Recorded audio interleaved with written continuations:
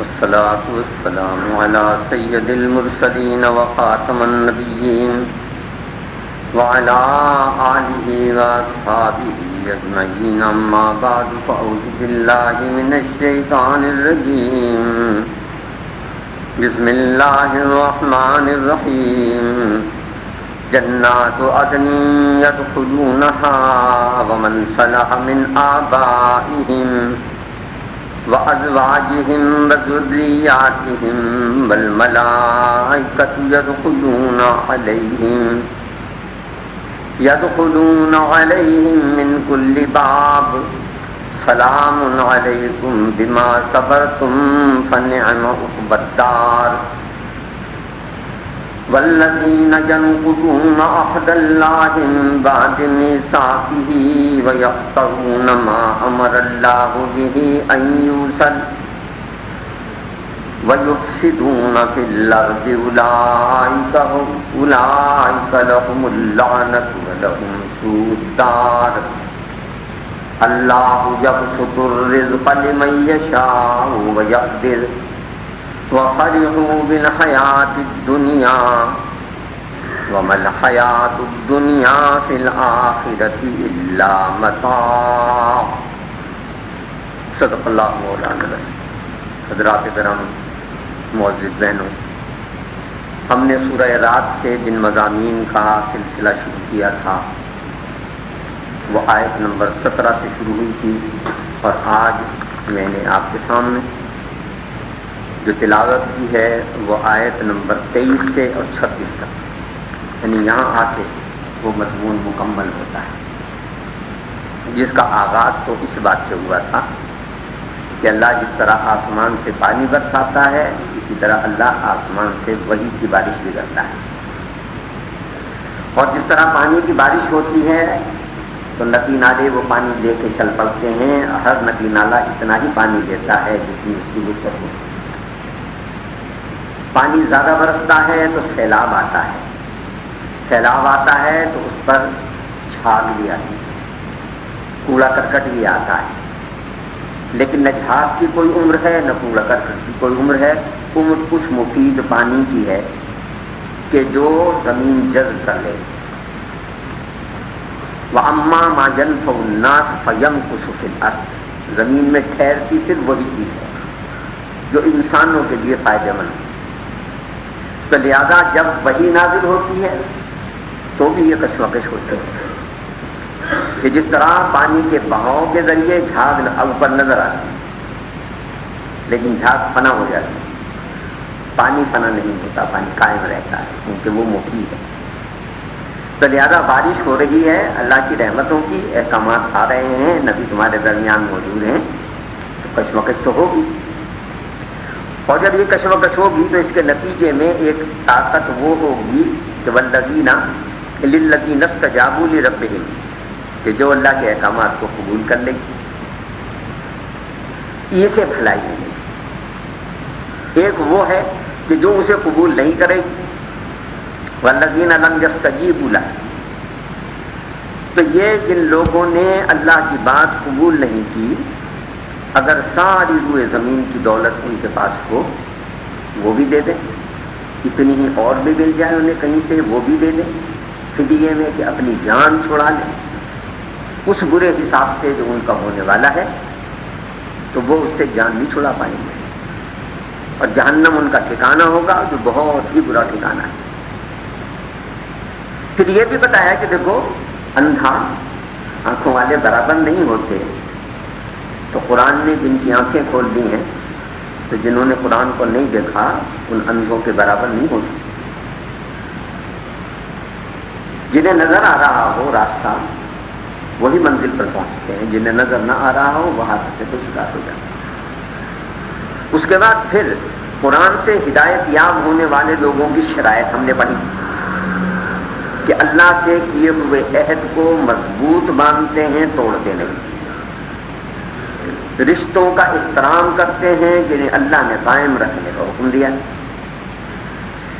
اللہ سے ڈرتے ہیں اور اس برے حساب سے خوف زدہ ہیں کہ جو نافرمانوں کا ہونے والا ہے. اور یہ وہ لوگ ہیں جو محض اللہ ہی کی رضا کے لیے صبر کرتے ہیں، یعنی ان کا صبر مجبوری نہیں ہے کہ مجبور ہو گئے، بلکہ ان کا صبر اس لیے ہے کہ اللہ نے انہیں صبر کرنے کا حکم دیا ہے، اور صبر کہتے ہیں برداشت کرنے کو، اور یہ اللہ کے دیے ہوئے رزق کو خرچ بھی کرتے ہیں، کھلے عام بھی خرچ کرتے ہیں، ڈھکے چھپے بھی خرچ کرتے ہیں، نمازیں بھی قائم کرتے ہیں، برائیوں کو دفع کرنے پر کمر بستہ رہتے ہیں اور نیکیوں کے ذریعے انہیں دفع کرتے ہیں۔ ان لوگوں کے لیے ہے عاقبت کا ٹھکانہ۔ یہاں تک تفصیلات کے ساتھ ہم نے مضامین تقریباً 4 درسوں میں پڑھا، اور آج انشاءاللہ ہم اس کا تکمیلی درس جو ہے وہ آپ کے سامنے بیان کریں۔ اب یہ جو کہا کہ اولئک لہم عقبی الدار، ان کے لیے عاقبت کا ٹھکانہ ہے، تو یہ عاقبت کا ٹھکانہ کیسا ہے؟ کہا جنات عدن یدخلونہا، وہ ایسے باغوں میں جو ہمیشہ رہنے کے بعد جگہیں، ہمیشہ رہنے کے ٹھکانے، ایسے باغات انہیں عطا ہوں۔ اس بات کو سورہ صف میں بھی کہا کہ وہ مساکن طیبۃ فی جنات عدن، انہیں ایسے گھر دیں گے کہ جو ایسے باغوں میں ہیں جن میں کبھی خزاں نہیں آتی۔ یہاں ہر باغ جس میں جتنے چاہے پھول، جتنے چاہے پھل، جتنے چاہے درخت کیوں نہ ہو، لیکن اس پر ایک پتجھڑ کا زمانہ آتا ہے جب کچھ بھی باقی نہیں رہتا۔ لیکن جو مکانات انہیں باغوں میں دیے جائیں گے ان باغوں میں خزاں کبھی نہیں آتی، وہاں پھول ہی کھلے رہتے ہیں، وہاں پھل ہی سے شاخیں لتی رہتی ہیں۔ سورہ رحمان میں اس بات کو اس طرح سے کہا کہ ہاتھ بڑھا کے توڑنے کی ضرورت نہیں ہوگی، تم خواہش کرو گے تو پھل آ کے تمہارے منہ چوم لیں گے۔ شاخیں جو ہیں وہ اس طرح پھلوں سے لگی ہوئی ہیں کہ یہاں تو تمہیں 1000 جتن کرنے پڑتے ہیں پھلوں تک جانے کے لیے، تب کہیں پھل تم تک پہنچتا ہے۔ وہاں صورت حال یہ ہوگی کہ تم چاہو گے اور وہ آ جائیں گے۔ قرآن مجید میں سورہ حدید میں اس بات کو اس طرح سے بیان کیا گیا ہے کہ یہ ساری جو کائنات ہے، یہ ساری کائنات جو ہے یہ جنت کے برابر نہیں ہے، لیکن یہاں کائنات میں سفر کرنے کے لیے آپ کو 1000 جتن کرنے پڑتے ہیں۔ اللہ کہتا ہے وہاں تمہاری صورت حال یہ ہوگی کہ تم جہاں جانا چاہو گے چلے جاؤ، اور جس چیز کو دیکھنا چاہو گے وہیں بیٹھے بیٹھے دیکھ لو۔ اس حد تک پھر سے سورہ حامیم سجدہ میں کہا وَلَكُمْ فِيهَا مَا تَشْتَهِي أَنفُسُكُمْ وَلَكُمْ فِيهَا مَا تَدَّعُونَ، جو تمہارا جی چاہے گا وہ تمہیں دیں گے، جو تم مانگو گے وہ تمہیں مل جائے گا۔ آؤ سودا کرو، جس راستے کی طرف ہم تمہیں بلا رہے ہیں اس راستے کے یہ انعامات ہیں۔ اولئک لہم عقبی الدار، وہ جو آخرت کا گھر ہے جن لوگوں کے لیے، وہ ایسا مکانات ہیں اور ایسے باغات ہیں کہ جنات عدن یدخلونہا، وہ ہمیشہ آباد رہنے والے ٹھکانے ایسے باغوں میں ہیں۔ ومن صلح من آبائنا، اب ایک اور خوشخبری سنائی جا رہی ہے اہل جنت۔ آدمی معاشرت پسند ہے، یہ مصیبت اور وبا جو آپ کے ہاں اب آئی کہ ادھر بچے کی شادی ہوئی ادھر کہتا ہے مکان علیحدہ کر دو، یہ وبا ہمارے ہاں ساری یورپ سے آئی، ہر بیماری وہاں سے آتی ہے، بلکہ جو خبیث بیماریاں ہیں نا، جنسی بیماری، ہماری طب کی کتابوں میں ان کا نام بتاتا ہے کہ یہ کہاں سے آئی، یعنی سفلس سب سے خراب بیماری ہے، اسے ہم اپنی زبان میں کہتے ہیں باد فرنگ، یورپ کی ہوا، یعنی یہ ہمارے ہاں نہیں تھی وہاں سے آئی۔ اب ایڈ کی بیماری آ رہی ہے، ہمارا اس سے کوئی تعلق نہیں، کیونکہ یہ بدکار لوگوں کو سزا ہے اس دنیا میں اللہ کی طرف سے، لہٰذا خوف زدہ وہ ہیں۔ ایڈ ہمارے ہاں دی جا رہی ہے۔ مجھے ایک دفعہ قائد اعظم یونیورسٹی والوں نے اس سلسلے میں انٹرویو کے لیے بلایا، تو میں نے ان سے کہا کہ یہ ہمارا مسئلہ ہی نہیں ہے، دنیا کے دوسرے ممالک ہیں انہوں نے پابندی لگا رکھی ہے کہ آپ ہمارے ہاں آئیں تو میڈیکل چیک اپ کرائیں، ہیپیٹائٹس سی ہے تو وہ ویزا نہیں دیتے آپ کو، ہیپیٹائٹس بی ہے تو وہ ویزا نہیں دیتے آپ کو، وہیں روک لیتے ہیں۔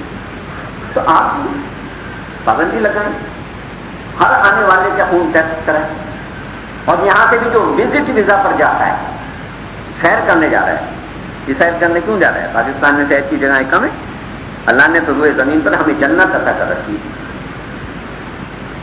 ہمارے پہاڑ اور ہمارے میدان اور ہمارے باغات جو ہیں وہ سوئٹزرلینڈ سے کم تو نہیں ہیں، ہمارے کوہستان کے علاقے جو ہیں بہت سرسبز و شاداب ہیں، ہماری جھیلیں جو ہیں ان میں چاندی کے پانی کی طرح سے پانی ہے، ان کا بھی خون کیسے کا؟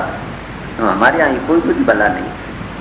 تو بات میں کر رہا تھا کہ جوائنٹ فیملی سسٹم، تو ہم تو جوائنٹ فیملی سسٹم کے قائل ہیں کہ ابا بھی رہتے ہیں تو دادا بھی ساتھ ہی رہتے ہیں، دادی اماں بھی ساتھ ہی رہتی ہیں، سارے بچے ایک ہی جگہ۔ اب اللہ جنت کا جو منظر پیش کر رہا ہے وہ بھی جوائنٹ فیملی سسٹم کا منظر ہے، ذرا دیکھ لیجیے، یہ سورہ الرعد ہے جو میں پڑھ رہا ہوں، اور اس کی یہ جو ہے یہ آیت نمبر 23 کہ وَمَنْ صَلَحَ مِنْ آبَائِهِمْ وَأَزْوَاجِهِمْ وَذُرِّيَّاتِهِمْ، اور ان کے جو نیک ماں باپ ہوں گے، ان کی جو بیویاں ہوں گی اور ان کی جو اولادیں ہوں گی وہ بھی وہاں ان کے ساتھ ہوں گی، یعنی یہ سارے ایک جگہ اکٹھے کر دیے جائیں گے، لیکن شرط ہے ومن صلح نیک ہونے سے۔ اس بات کو سورہ طور میں ایک اور انداز سے کہا، وہاں یہ کہا کہ ہم جنت میں لا کے اہل جنت سے ان کے بچوں کو، ان کی اولادوں کو، ان کی بیویوں کو ملا دیں، چاہے وہ کسی درجے میں بھی ایمان کیوں، یعنی بہت ہی رتی کے بعد رائی کے برابر ایمان رکھتے ہیں، تو ہم انہیں لائیں گے جنت میں اور ان سے ملائیں گے۔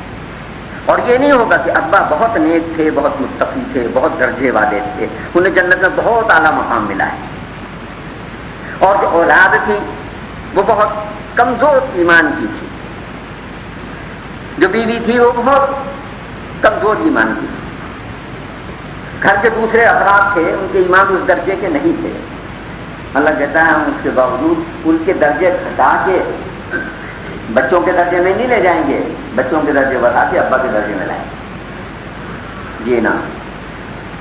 تو لہذا کہا کہ وَمَنْ صَلَحَ مِنْ آبَائِهِمْ وَأَزْوَاجِهِمْ وَذُرِّيَّاتِهِمْ، ہم ان کے نیک ماں باپ کو ان سے ملائیں گے، ہم ان کی نیک بیویوں کو ان سے ملائیں گے، ہم ان کی نیک اولادوں کو ان سے ملائیں گے، اور پھر ان کے استقبال کا حال یہ ہوگا، مہمان آتے ہیں تو استقبال ہوتا ہے نا۔ سورہ آمین سجدہ میں کہا نزلا من غفور رحیم، یہ اللہ غفور و رحیم کی طرف سے مہمانی ہے جنت میں آنے والوں، اللہ میزبان ہے اور جنت میں آنے والے مہمان۔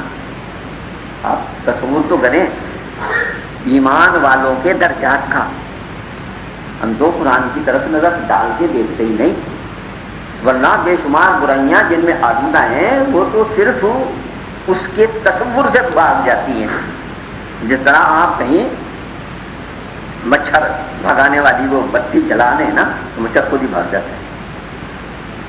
قرآن مجید کے بارے میں نبی صلی اللہ علیہ وسلم فرماتے ہیں کہ جس گھر میں سورۃ البقرہ پڑھی جاتی ہے شیطان وہاں سے بھاگ جاتا ہے،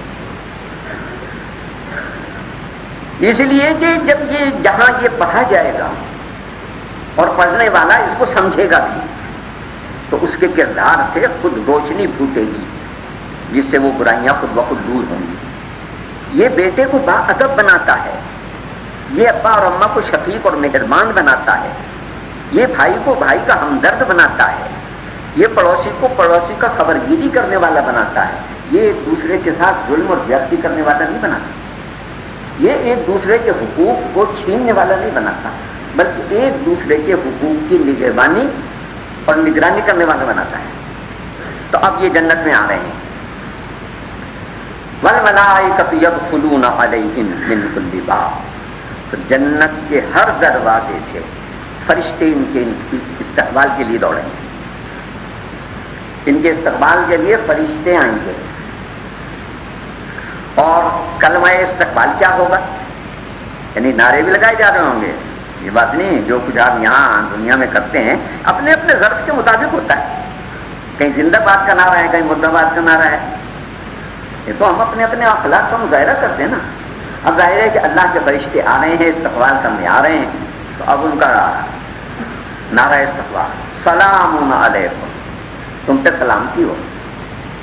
یہ اہل جنت کو سلامتی کی نوید سناتے ہوئے فرشتے آ رہے ہیں، اور ساتھ یہ بھی بتا رہے ہیں کہ یہ سلامتی تم پر کیوں ہو، اس مرتبے پر تم کیوں پہنچے، کیا کیا تھا تم نے. بما صبر تم، کہ تم نے اللہ کے لیے صبر کیا. یہ صبر صرف اتنی سی بات نہیں ہے کہ کوئی مار رہا ہے تو اس کے مقابلے میں کوئی آپ نے صبر کیا. صبر تو زندگی میں لمحے لمحے صبر ہو رہا ہے. نیند کہتی ہے سو جاؤ، اذان کہتی ہے نماز پڑھو، تو نیند کے تقاضے کو چھوڑ کے آپ نماز پڑھنے آ رہے ہیں، تو یہ صبر کے بغیر ممکن ہے. بھوک کہتی ہے کہ کھانا کھاؤ، روزہ کہتا ہے مت کھاؤ، تو یہ صبر کے بغیر ممکن ہے. جو لوگ حج کرنے جاتے ہیں، فقیری کرنے جاتے ہیں، بن سلے کپڑے پہن رکھے ہیں، میل نہیں اتار سکتے، صابن نہیں مل سکتے، بال نہیں کاٹ سکتے، ناخن نہیں کاٹ سکتے، میلوں پیدل چل رہے ہیں، ٹٹار دھوپ ہے، وہاں کی دھوپ اور گرمی کا تو تصور بھی نہیں کر سکتے آپ یہاں بیٹھ کے. اس دھوپ اور گرمی میں کعبۃ اللہ کا طواف کر رہے ہیں، صحیح کر رہے ہیں، دوڑ رہے ہیں. آج تو بہت آسانیاں ہو گئی، پنکھے لگ گئے، کورڈ ہو گیا، وہ سارا صفا و مروا. یہ اسی 30-40 برس پہلے تک صورتحال یہ تھی کہ مطاف میں بجری بچھی ہوئی تھی، اور اس دھوپ میں وہ اس طرح تپتی تھی جیسے تنور میں کہتا. میں نے جس سال حج کیا ہے اس وقت تک یہ پتھر نہیں لگا تھا جو اب لگ گیا. جو پتھر پہلے لگا ہوا تھا وہ ایسا تھا کہ یہ آپ کا پتھر کی گرمی میں سنگ مرمر اگر باہر لگا ہوا ہو تو آپ دیکھتے ہیں کہ اس پر دری بچھا دیتے ہیں. وہاں چلے جائیں آپ فیصل مسجد میں، آپ نے دیکھا ہوگا دری بچھی ہوئی ہوتی ہے، ورنہ آپ پیر نہیں رکھ سکتے. گرمی کے موسم میں جون جولائی ہیں، یہاں فیصل مسجد کی زمین پر، تو وہاں بھی یہ سنگ مرمر لگا ہوا تھا. اب انہوں نے بڑی ٹیکنیک کے ساتھ وہ پتھر لگایا ہے جو گرمی میں گرم نہیں ہوتا. تو اس پتھر پر پیر رکھتے تھے تو معلوم ہوتا ہے جیسے بھوبل پہ رکھ دیا. اور ابھی باب ام ہانی کی طرف وہ پتھر لگا نہیں تھا جو اب ہے. وہ ایک دن میں اترا باب ام ہانی سے نیچے تو معلوم ہوا کہ جیسے تنور پہ پیر آ گیا. اچھا اسی زمانے میں نے دیکھا، میں دوسری منزل پر تھا مسجد حرام کی، تو ایک خاتون کسی افریقی ملک کی تھی، اپنے لباس اور حلیے سے معلوم ہو رہی. ایک بچہ اس نے کمر سے باندھ رکھا، ایک اس نے گود میں لے رکھا، ایک اس نے انگلی پکڑ رکھی، طواف کرے دوپہر کے وقت. جبکہ ہماری ہمت یہ نہیں تھی کہ ہم اس حال میں جا کے طواف کر لیں، وہ ان تینوں کے ساتھ طواف کریں. ایک لمحے کے لیے طواف بند نہیں ہوتے بغیر صبر جو ہو سکتا ہے. آپ کو بہت سارا مال مل رہا ہے، کوئی دیکھنے والا نہیں ہے، نہ کوئی پولیس والا ہے، نہ کوئی چیکنگ کرنے والا ہے، کوئی نہیں ہے، اور آپ ہاتھ نہیں لگاتے بغیر صبر کے ہو سکتا ہے. نمبر 2 مال بنانا کہ جس میں ہفتے بھر میں کوٹھی بن جاتی ہے، ملاوٹ کرنا، بےایمانی سے دوسرے کی زمین پر قبضہ کر لینا، سارے حالات آپ کے موافق ہوں، مخالف کو قتل کرا دینا. ان ساری چیزوں میں نفس کے تقاضوں کو ٹھکرا کے اللہ کی بات ماننا، یہ صبر ہے.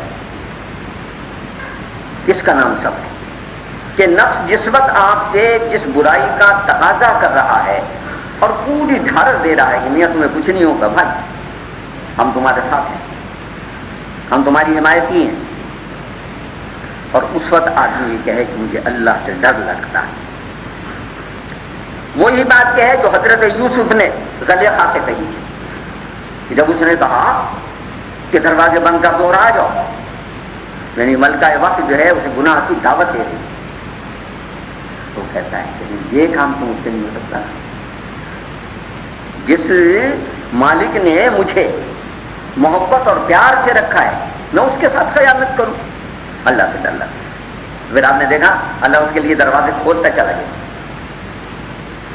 جب کوئی آدمی اللہ کے لیے صبر کرتا ہے، یہ صبر کرا، یہ نفس کا یہ وہ تقاضا ہے جس سے اچھے اچھے پھسل جائے. اور اسی لیے نبی صلی اللہ علیہ وسلم نے ارشاد فرمایا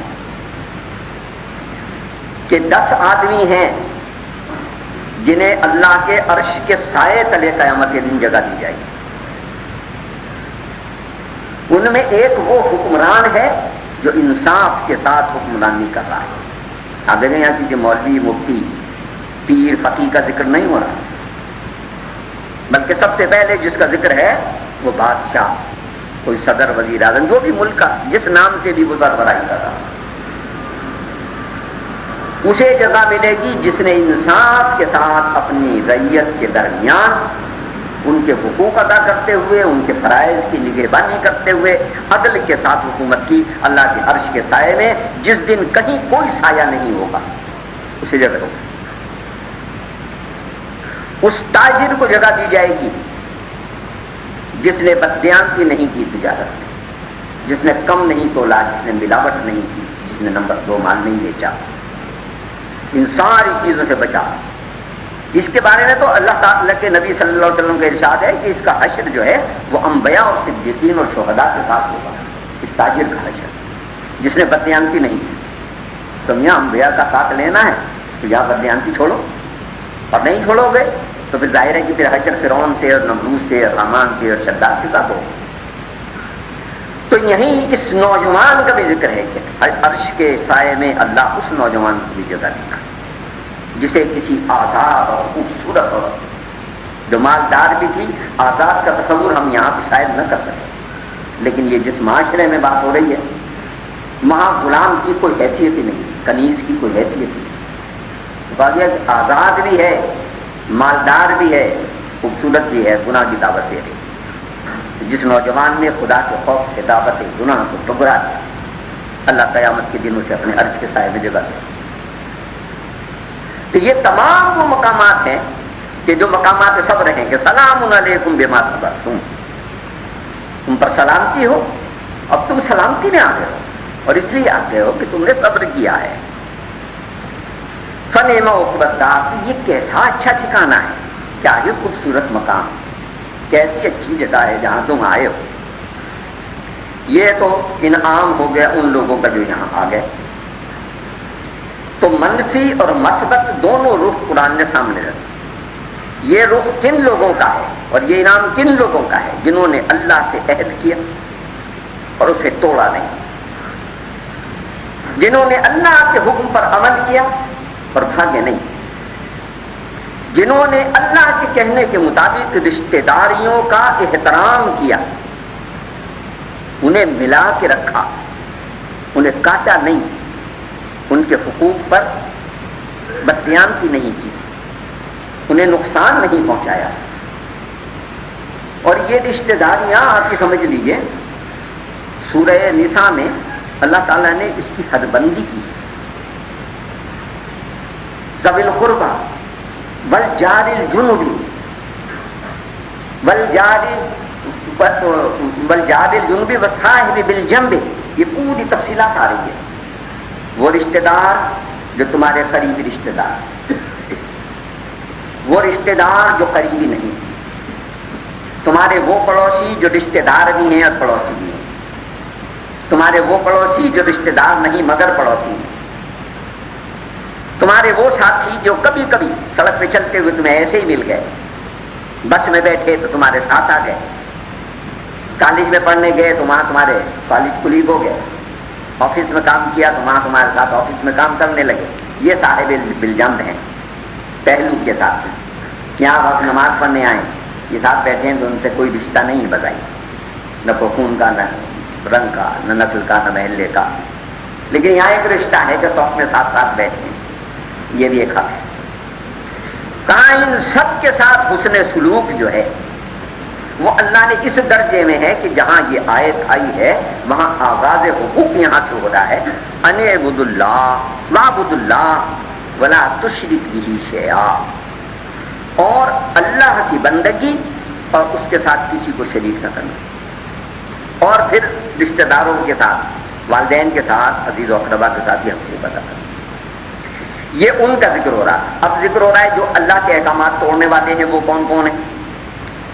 والذین ینقضون عہد اللہ من بعد میثاقہ، وہ لوگ جنہوں نے اللہ سے کیے ہوئے معاہدے کو توڑ دیا.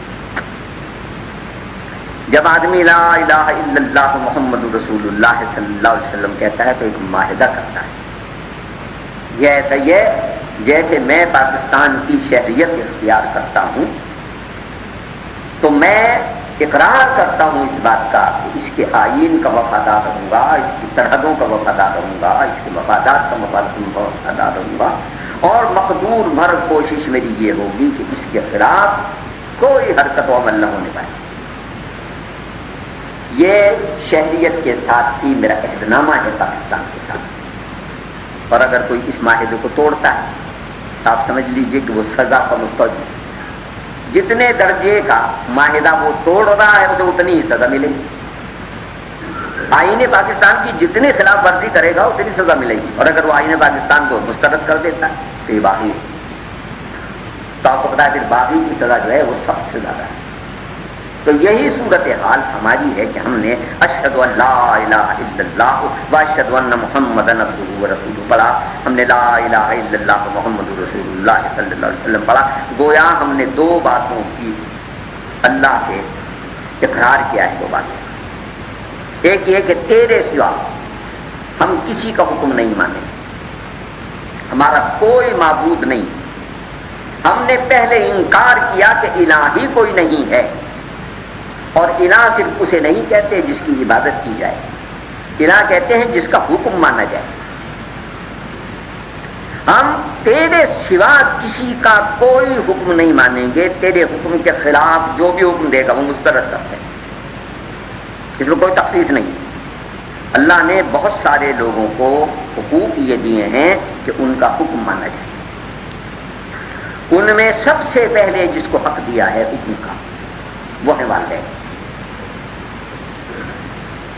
کہ اللہ نے جہاں جہاں اپنی توحید کا ذکر کیا اس کے ساتھ ہی اس کا بھی ذکر کیا کہ اپنے والدین کا حکم مانیں. جہاں اپنا شکر ادا کرنے کے لیے کہا وہیں یہ بھی کہا کہ والدین کا بھی شکر ادا کر. سورہ لقمان میں کہا اشکر لی ولوالدیک، میرا شکر ادا کر اور اپنے والدین کا شکر ادا کر. بنی اسرائیل سے اللہ نے معاہدہ کیا وَإِذَا أَخَذْنَا مِيثَاقَ بَنِي إِسْرَائِيلَ لَا تَعْبُدُونَ إِلَّا اللَّهَ وَبِالْوَالِدَيْنِ إِحْسَانًا. ہم نے بنی اسرائیل سے پکا عہد لیا کہ اللہ کے سوا کسی کی بندگی نہیں کریں گے اور والدین کے ساتھ حسن سلوک کریں گے.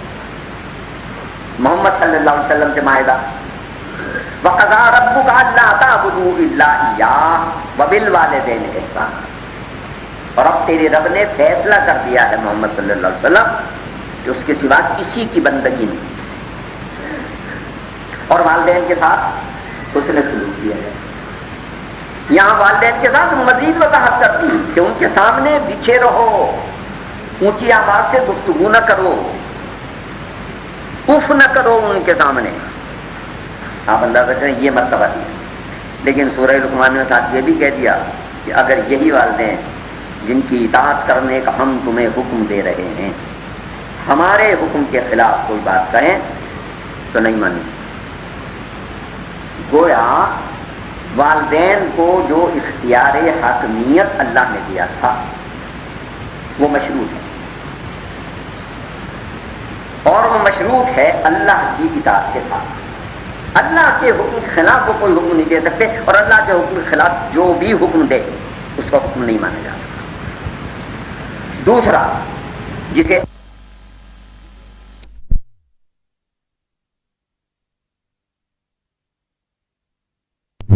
یہ بھی سورہ نساء ہے فَرُدُّوهُ إِلَى اللَّهِ وَالرَّسُولِ. اور اگر تمہارے مابین کبھی اس بارے میں کشمکش ہو جائے کہ حکمران ایک حکم دے رہا ہے اور تم نہیں مان رہے اور تم اس دلیل کے ساتھ نہیں مان رہے کہ یہ حکم اللہ کے حکم کے خلاف ہے یا رسول اللہ کے حکم کے خلاف ہے صلی اللہ علیہ وسلم، تو یہ کھلی چھٹی نہیں دے دی کہ جون چاہے اٹھے اور کھڑا ہو اور کہہ دی نہیں یہ حکمران کا حکم جو ہے خلاف قانون ہے خلاف شریعت. بلکہ کہا گیا فَرُدُّوهُ إِلَى اللَّهِ وَالرَّسُولِ پھر اس حکم کو اللہ اور اس کے رسول کی طرف واپس لوٹاؤ. یعنی کتاب اللہ اور سنت رسول اللہ میں دیکھو کہ اس کا درجہ کیا ہے. اسے یہ حکم دینے کا اختیار ہے یا یہ حکم دینے کا اختیار نہیں.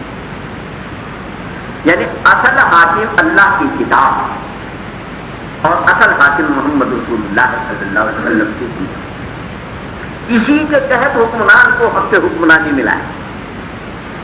اور ہمیں یہ کہا گیا ہے کہ اپنوں میں سے بہترین آدمی کو چنو اپنی حکمرانی کے لیے.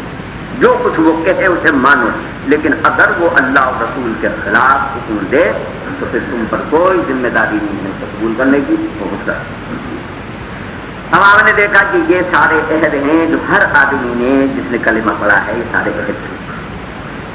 تو والذین ینقضون عہد اللہ من بعد میثاقہ، تو وہ لوگ جنہوں نے اللہ سے پکے معاہدے کرنے کے بعد توڑ دیے. وَيَقْطَعُونَ مَا أَمَرَ اللَّهُ بِهِ أَن يُوصَلَ، اور اللہ نے جن رشتوں کے ساتھ جوڑنے کا حکم دیا تھا انہیں کاٹ دیا. وَيُفْسِدُونَ فِي الْأَرْضِ، اور زمین میں فساد برپا کیا. دیکھو یہ فساد اتنی بری چیز ہے. حضرت سیدنا ابراہیم علیہ السلام نے اللہ سے دعا کی رزق کے لیے اپنی اولاد کے واسطے ایسے مقام پر کہ جہاں گھاس کا ایک ٹن کا نہیں اگتا تھا، جہاں اب مکۃ المکرمہ اب بھی نہیں اگتا. تو انہوں نے سب سے پہلے رزق نہیں مانگا، بلکہ بلد آمنا، سب سے پہلے کہا اللہ اس شہر کو امن والا بنا. بعد میں کہا کہ رزق دے، کیونکہ اگر امن نہ ہو تو روٹی بھی نہیں کھا سکتے، دکانداریاں بھی نہیں چل سکتی، گھر سے باہر بھی نہیں نکل سکتے. یہ اتنی ضروری شے ہے. حضرت شعیب علیہ السلام نے اپنی قوم کو اللہ کا پیغام پہنچایا. فرمایا وَلَا تَعْثَوْا فِي الْأَرْضِ، وَلَا تَعْثَوْا فِي الْأَرْضِ مُفْسِدِينَ، زمین پر فساد برپا کرتے مت پھرو. دوسرے مقام پر پھر کہا وَلَا تَبْخَسُوا النَّاسَ أَشْيَاءَهُمْ، لوگوں کو ان کی چیزوں میں نقصان مت دو. وَلَا تُفْسِدُوا فِي الْأَرْضِ بَعْدَ إِصْلَاحِهَا، جب زمین پر امن قائم ہو گیا ہو تو زمین پر فساد برپا کرو. تو یہ امن اتنی ضروری ہے. اور اسلام کا پیغام آیا تو اسلام تو نام ہی امن اور سلامتی کا ہے. یہ جھوٹا الزام ہے جو ہم پر لگایا جاتا ہے کہ ہم فسادی ہیں. فسادی تو وہ ہیں جو ہمیں فساد پر مجبور کر رہے ہیں اور فساد برپا کر رہے ہیں. یعنی صورت حال یہ ہے کہ اسلام تو نام اسلام کی تھا، اور ہمارا تو کوڈ ورڈ بلکہ پاس ورڈ، یعنی فوج میں وہ جو جملہ ہوتا ہے جس کے ذریعے وہ پہچانا جاتا ہے، عربی میں اسے شعار کہتے ہیں. اسلام کا شعار. آج تو آپ نے بہت سارے شعار بنا لیے نا، یہ خود آپ کے بنائے ہوئے ہیں. مثلا آپ کس طرح پہچانتے ہیں مسلمان کو؟ مجھے ٹوپی اوڑھی ہوئی ہو، اچھا جی، اور جو ٹوپی نہیں اوڑھتا، لمبا چوکا پہنا ہوا ہو، شلوار پہنی ہوئی ہو، کرتا پہنا ہوا ہو، یہ بنا لیے ہیں ہم نے مسلمان کے شعار. میں اللہ کی مسجد میں بیٹھا ہوں، قرآن میرے سامنے ہے، ان میں سے ایک چیز بھی قرآن و حدیث کی روشنی میں اسلام کا شعار نہیں. آپ سارے قمیضیں کرتے اتار کے دھوتیاں باندھ کے بیٹھے تو بھی اسلام کا لباس، پتلون کوٹ پہن کے بیٹھے تو بھی اسلام کا لباس، پاجامہ اور کرتا پہن کے بیٹھے تو بھی اسلام کا لباس، شلوار پہن کے بیٹھے تو بھی اسلام کا لباس. کیونکہ اسلام کے کسی درزی کی دکان کا نام نہیں ہے، یہ کسی ٹیلر ماسٹر کا دین نہیں ہے کہ اس نے باقاعدہ لباسوں کی تراش خراش کو ضروری قرار دیا. اس نے سطر کو ضروری قرار دیا ہے، سطر چھپانے کا حکم دیا. اس سطر کو تم کیسے چھپاتے ہو تم پر چھوڑ دیا. 3 شرطیں لگا دو کہ جو لباس پہنو خوشنما نظر آئے، جو لباس پہنو اس سے سطر چھپ جائے، جو لباس پہنو وہ تمہیں موسم کی سختی سے بچائے. 3 چیزیں اگر موجود ہیں تو اسلامی لباس. میری شیروانی بھی اسلامی، تمہاری قمیض بھی اسلامی، ان کی بات کٹ بھی اسلامی، اور ان کی بشرٹ بھی اسلامی. لہٰذا یہ تو بات ہی سب بات. اسلام کا شعار ان میں سے کوئی نہیں. اسلام کا شعار کیا ہے؟ جب اس وقت صورتحال یہ تھی کہ ایک ہی مقام پر اسلام آ رہا ہے، کچھ قبول کر رہے ہیں کچھ نہیں قبول کر رہے ہیں، پہچان کیسے ہوگی دونوں؟ آج آپ ایک اور بھی بات کہتے ہیں کہ یہ داڑھی ہو، یہ بھی شعار نہیں ہے، اس لیے کہ جس ماحول میں قرآن نازل ہو رہا ہے وہاں جن پر نازل ہو رہا ہے اور جو اسے مان رہے ہیں ان کے بھی داڑھی ہے، جو نہیں مان رہے ہیں ان کے بھی داڑھی ہے۔ ابو جہل جب بدر کے میدان میں قتل ہوا تو حضرت عبداللہ ابن مسعود نے جب اس کی گردن کاٹی ہے، اٹھایا ہے اسے، تو داڑھی سے پکڑ کے اٹھایا، داڑھی تھی تو اٹھایا نا پکڑ کے، اگر داڑھی نہ ہوتی ابو جہل سے تو کہاں سے پکڑ کے اٹھایا؟ سنت کی کتابوں میں لکھا، سیرت کی کتابوں میں لکھا، وہ موجود ہے، پڑھیں۔ تو معجزین کی علامت ہر زمانے میں رہی ہے داڑھی، سارے انبیاء کے داڑھی، ان کے سارے متبعین کے داڑھی۔ شعار کی میں بات کر رہا ہوں، اسلام کا شعار جو پہچان تھی اس بات کی کہ جب دو مسلمان ملے تو وہ ایک دوسرے کو جو پاس ورڈ بتائیں گے جس کے ذریعے پہچانا جائے گا کہ یہ مسلمان ہے، تو وہ ہے السلام علیکم۔ السلام علیکم شعار اسلام، لہذا وہ جب ملتے تھے تو السلام علیکم، جبکہ وہ سلام علیکم نہیں کہتے تھے، عربوں کا رواج سلام علیکم نہیں تھا، یا صباحا یا صبحتم اللہ بالخیر، یہ ہے ان کا سلام۔ عربوں کا سلام جو ہے وہ صبحتم اللہ بالخیر، اللہ تمہاری صبح کو خیر کرے، جیسے آپ کہتے ہیں گڈ مارننگ، یہ گڈ مارننگ کا عربی ترجمہ ہے، سمجھ لیجیے صبحتم اللہ بالخیر۔ تو ساری دنیا میں سلام ہیں مگر وہ اس قسم کے السلام علیکم، تم پر سلام کی ہو، اللہ کا تمہیں سلام آئے، تم سلامت رہو، اللہ کا نام سلام۔ بھائی ہمارا تو شعار سلام، ہمارا نام مومن، اور یہ مادہ جو ہے اسی سے امن بھی نکلا ہے۔ تو آپ سمجھ لیجئے کہ وَيُفْسِدُونَ فِي الْأَرْضِ، وہ زمین پر فساد برپا کرتے ہیں، اولئک لہم اللعنہ، جن پر لعنت ہے۔ اور یہ ایسا برا جملہ ہے لعنت کا کہ نبی صلی اللہ علیہ وسلم کے سامنے ایک شخص نے اپنے اونٹ پر لعنت کی، آپ نے کہا کہ آزاد کر دو۔ یہ اتنی بری چیز ہے کہ جانور کے لیے بھی نہیں استعمال ہو سکتی۔ لعنت کے معنی ہے خدا کی رحمت سے دور۔ تو کہا جو اللہ سے کیے ہوئے عہد کو توڑے، جو رشتہ داری کے تعلق کو توڑے، جو زمین پر فساد برپا کرے، اولئک لہم اللعنہ، تو ان کے لیے لعنت، وَلَهُمْ سُوءُ الدَّارِ، اور بہت برا ٹھکانہ ہے ان کے لیے۔ اور اس پر نہ جانا کہ کس کا رزق زیادہ ہے، کس کی کوٹیاں زیادہ ہیں، کس کا رزق کم ہے، اس لیے کہ یہ اللہ کا علیحدہ قانون ہے۔ اللہ یبسط الرزق لمن یشاء ویقدر، اللہ جس کو چاہتا ہے فراغت سے دیتا ہے، جس کو چاہتا ہے نفع تلا دیتا ہے۔ وَفَرِحُوا بِالْحَيَاةِ الدُّنْيَا، اور یہ دنیا کی زندگی پہ پھولے بیٹھے ہیں۔ وَمَا الْحَيَاةُ الدُّنْيَا، کیا ہے دنیا کی زندگی؟ بالآخرت، آخرت کے مقابلے میں الا متاع، یہ تو بہت تھوڑی سی ہے۔ جتنی تمہاری زندگی تھوڑی ہے اتنی ہی دنیا کا اسباب و مال بھی تھوڑا ہے، بلکہ اس سے بھی تھوڑا۔ تم بوڑھے ہو جاتے ہو، دانت گر جاتے، کھا نہیں سکتے، کہتے جی میں تو روٹی چور کے کھاتا ہوں، گوشت کھانے سے محروم ہو گیا ہوں، روٹی چبتی نہیں۔ بلڈ پریشر ہو گیا ہے، نمک بند ہو گیا ہے جی، شوگر ہو گئی ہے، چینی بند ہو گئی ہے جی، دل بڑھ گیا ہے، گھی بند ہو گیا ہے جی، سب کچھ تمہارے پاس ہے، سب کچھ چھن گیا ہے۔ وہاں آؤ گے ہمیشہ کے لیے ہوگا، کبھی نہیں چھینے گا۔ جو کچھ ہوگا سب کچھ تمہارے پاس ہوگا، اور جو کچھ ہوگا سب تمہارے لیے ہوگا۔ اور پھر ایک اور چیز بھی ملے گی، اس پر آ کے ہم اپنے مضمون پر سمیٹ لیتے ہیں، اور اسے جنت سے بھی بڑا انعام کہا ہے اللہ۔ وَرِضْوَانُ اللَّهِ أَكْبَرُ، اور وہاں تمہیں اللہ کی رضا ملے گی جو سب سے بڑی چیز ہے۔ جنت تو بہت چھوٹی سی چیز ہے، بہت حقیر چیز ہے اللہ کی رضا کے مقابلے میں۔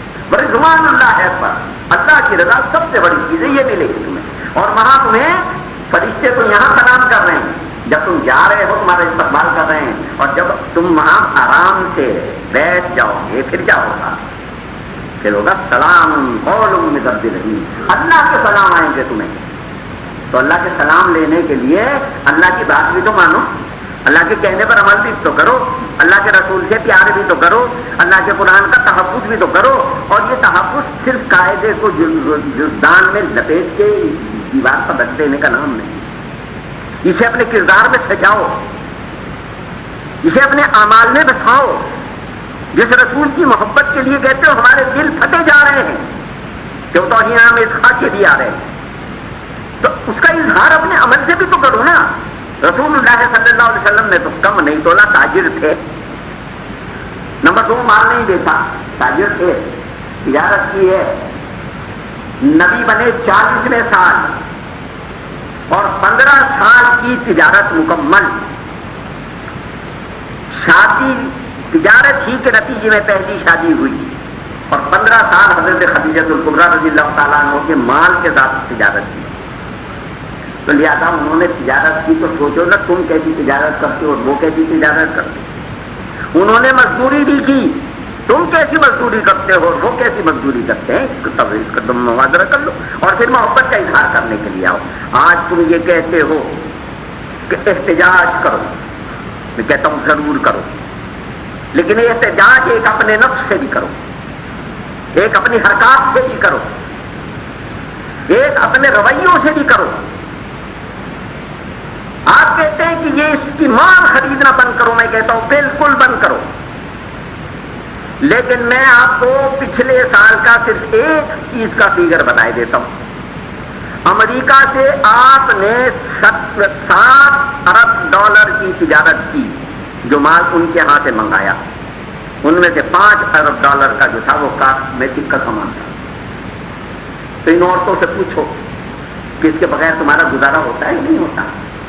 پیپسی بند کرنے کی تو بات کرتے ہو کہ جس کے ساتھ لاکھوں پاکستانی مزدوروں کا رزق بھی وابستہ ہے، لیکن وہ کاسمیٹک کا سامان جو تم نے وہاں سے منگایا ہے 5 ارب روپے کا، اس کے ساتھ تو کسی کا کوئی رزق وابستہ نہیں، تو کہیں اور سے بھی منگایا جا سکتا ہے.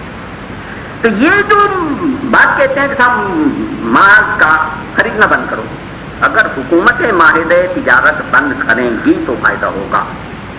پبلک اگر معاہدہ تجارت بند کرے گی کوئی فائدہ نہیں. یہاں کچھ چٹھی داخلیں نظر آ رہی ہیں، انہوں نے اپنے ابا اما سے سنا ہو، میں صرف یاد دہانی کرائے دیتا ہوں. ہم نے برطانیہ کے دور میں رہتے ہوئے برطانوی مال کا بائیکاٹ کیا تھا اور اسی طرح تحریک چلی کہ برطانوی مال کا بائیکاٹ کرو. وہ برطانوی مال کا بائیکاٹ میں آپ کو سنا دوں کیسے ہوا. جن لوگوں نے اپنی بیٹیوں کے جہیز خرید کے رکھے ہوئے تھے انگریزی کپڑوں کے، انہیں چوکوں میں رکھ کے آگ لگا دی. جن دکانداروں نے مال منگائے ہوئے تھے انگریزی کپڑوں کے، انہیں بازاروں میں رکھ کے آگ لگا دی. یعنی جذبات اتنے بھڑکے ہوئے تھے انگریز کے خلاف. انگریز کو کیا نقصان ہوا اس سے؟ مال تو تم نے خرید لیا، تو تمہارا مال جل رہا ہے. اب یہ اس کا مال نہیں جل رہا ہے، اس کا مال جلانا ہے تو اس سے معاہدہ تجارت منسوخ کرو. وہاں سے مال نہ خریدو تو اس کو نقصان. لیکن جو خرید لیا ہے یہ تو تمہارا ہے. یہاں کی جو دکانیں ہیں، یہاں کے جو بازار ہیں، یہاں کی جو بلڈنگیں ہیں، یہاں کی جو موٹر سائیکلیں ہیں، یہ تو غریبوں کی ہیں. پتہ نہیں کس نے قسط دی ہے، کون قسط دینے آیا یہ باقی ہے. بینکوں کے ذریعے دی ہوئی کاریں جلا دی جائیں، اب بھی یہ کہا جائے کہ ہم احتجاج کریں. آپ سمجھ لیجئے ان سے بھی ہوشیار رہنا ہے. یہ نہ پاکستان کے وفادار، یا نہ یہ ناموس رسالت کے وفادار، نہ یہ اللہ کے دین کے وفادار. یہ تو پتہ نہیں کس کے آدمی ہے، کس کے لیے کام کر رہے ہیں اور کس کے لیے نہیں کر رہے. تو لہٰذا اب کیونکہ اس قرارداد کی طرف میں آ رہا ہوں، مضمون میں نے اپنا مکمل کر لیا ہے الحمدللہ. لہٰذا آپ سمجھ لیجئے ہم یہاں قرارداد منظور کرتے ہیں کہ بھائی اتنی ٹھٹائی کر رہا ہے یورپ. بات ختم ہو جاتی کہ جن لوگوں نے یہ بےہودگی کی تھی وہ معذرت کر لیتے، مسئلہ ختم ہو جاتا. اسے اتنا بڑھایا گیا کہ معذرت نہیں ہو رہی، بلکہ بڑی ڈٹائی کے ساتھ کہتے ہیں کہ یہ پریس کی آزادی ہے. یہ کیسی پریس کی آزادی ہے؟ خود تمہارے یورپی یونین کے قانون کی دفعہ 10 کے تحت یہ بات خلاف قانون ہے کہ کوئی ایسی چیز چھاپی جائے جو کسی کی بلاداری کا باعث ہے. اور اس پر ایک فلم کو سزا بھی ہو چکی ہے سن 2000 میں. پہلے اسے سینسر بورڈ نے بند کیا تھا، پھر اس کے بعد اسے ہائی کورٹ نے بند کیا، پھر وہ جو سب سے بڑی عدالت ہے اس تک گئی، ہاؤس آف لارڈز تک گئی، اور وہاں سے بھی اسے مسترد کر دیا گیا. اس میں محض اتنا سی جھلک دکھائی گئی تھی کہ ایک خاتون جو عیسائی راہبہ ہے، مدر ٹریسا، رہی ہے حضرت سیدنا عیسیٰ علیہ السلام کی صلیب کے گرد، جس کے اوپر ان کی تصویر بھی لگی تھی، اور ناچتے ناچتے وہ اتنی بے خود ہوئی کہ اس نے اپنے کپڑے پھاڑ دیے۔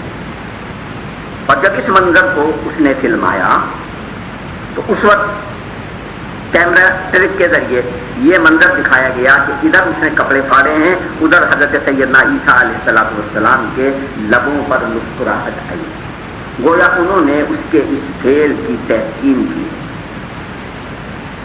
یورپ کی عدالتوں نے اسے توہین قرار دیا اس راہبہ کی، اور اسے بین کر دیا۔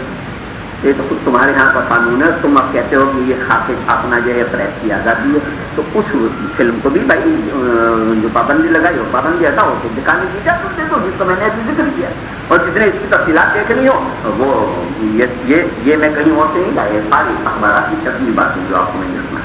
تو ہمارے عرض کرنے کا مدعا یہ ہے کہ یہ جو گستاخی کی گئی ہے اور مسلسل کی جا رہی ہے، اور یہ آج مارچ میں نہیں کی گئی، یہ سب سے پہلے ستمبر میں کی گئی، ڈنمارک کے ایک ہفتے روزے نے کی ہے، پھر آگے ناروے نے کی ہے، پھر آگے سویڈن نے کی ہے، پھر انہیں امریکہ میں بھی چھاپا گیا ہے، پھر انہیں برطانیہ میں بھی چھاپا گیا ہے، 3 اسلامی ملکوں نے بھی اسے چھاپا ہے، لبنان نے اسے چھاپا ہے، اردن نے اسے چھاپا ہے، انہوں نے معافی بھی مانگی ہے لیکن بہرحال چھاپا ہے۔ عرض کرنے کا مدعا یہ ہے کہ ہم ان سب کے خلاف اس بات کا اظہار کرتے ہیں کہ اس سے ہمارے جذبات کو تکلیف پہنچی ہے، اس پر یہ تمام حکومتیں معذرت کریں، آئندہ ان کے نہ چھاپنے کا اہتمام کیا جائے، ایسی قانون سازی کی جائے کہ جس کے ذریعے کسی کی بھی مذہبی پیشواؤں کے خلاف، ہم تو سب کی عزت کرتے ہیں، سب کا احترام کرتے ہیں، کسی بھی مذہبی پیشوا کے خلاف کوئی توہین آمیز بات، یہ ایسی بات جسے اس کے ماننے والے اس کی توہین تصور کرتے ہوں، وہ کام نہ کیا جائے۔ اور یہ اگر اس وقت تک، جب تک کہ یہ ممالک جنہوں نے یہ خاکے چھاپے ہیں یہ معذرت نہیں کرتے، معافی نہیں مانگتے، اس وقت تک ان کے مال کے بائیکاٹ کے لیے حکومت اپنی سطح پر احتجاج بھی کرے اور ان سے تجارتی معاہدے اور سفارتی معاہدے منسوخ بھی کرے۔ یہ قرارداد آپ کو منظور ہے جی؟